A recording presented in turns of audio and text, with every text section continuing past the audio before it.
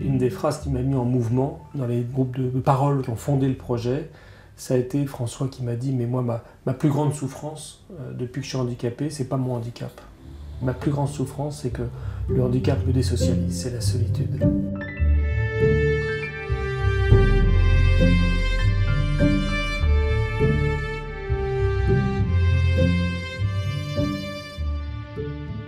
L'histoire de notre projet, c'est pas une idée théorique, hein, c'est vraiment le fruit d'une expérience douloureuse. Hein. Ce sont des personnes, différentes familles, dont la mienne, hein, qui ont eu un membre de leur famille qui s'est réveillé après ces plusieurs mois de coma.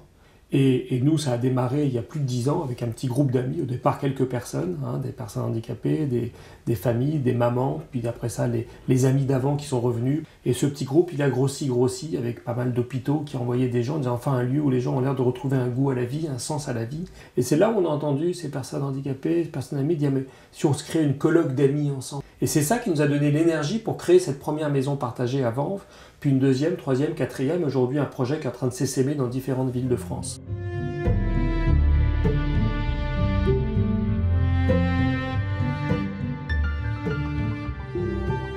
Mon projet, c'était de pouvoir aider les personnes sans rien attendre en retour. Et finalement, en fait, je remarque que je reçois énormément ici. À la limite, maintenant, moi, je vois plus ce côté, les personnes handicapées, puis nous, les résidents et les assistants d'un côté. Enfin, ça se mélange, enfin, on s'aide mutuellement.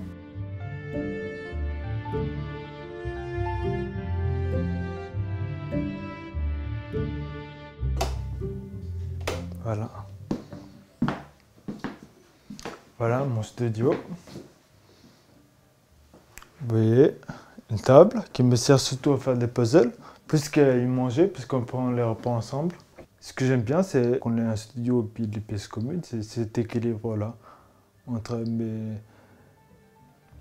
les temps que j'ai pour moi et puis la vie partagée, voilà, qui me plaît beaucoup.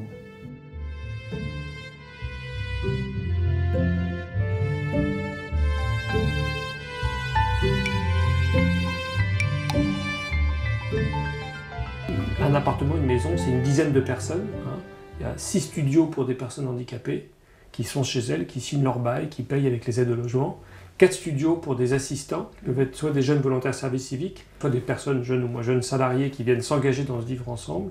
Et puis il y a un responsable d'appartement. Hein. Et puis on organise ce vivre ensemble, hein, dans ce dialogue entre je suis chez moi, mais je ne suis pas seul.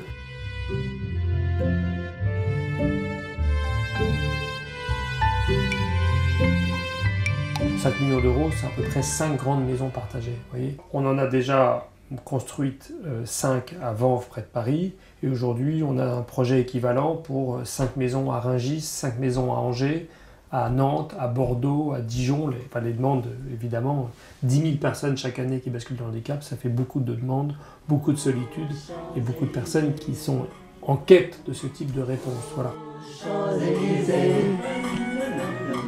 Au soleil, sous la pluie, à midi ou à minuit, il y a tout ce que vous voulez aux Champs-Élysées.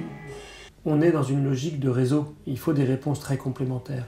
Ce qu'il y a de certain, c'est que ces formules d'appartements partagés, ces formules de vie communautaire, c'était une formule qui sur la lésion cérébrale n'existait pas du tout et qui est née de l'expérience et de la demande des personnes handicapées. Alors c'est un long parcours du combattant, hein, ça fait plusieurs années, mais c'est indéboulonnable un projet comme ça. Voilà, c'est une expérience qui témoigne d'un chemin possible.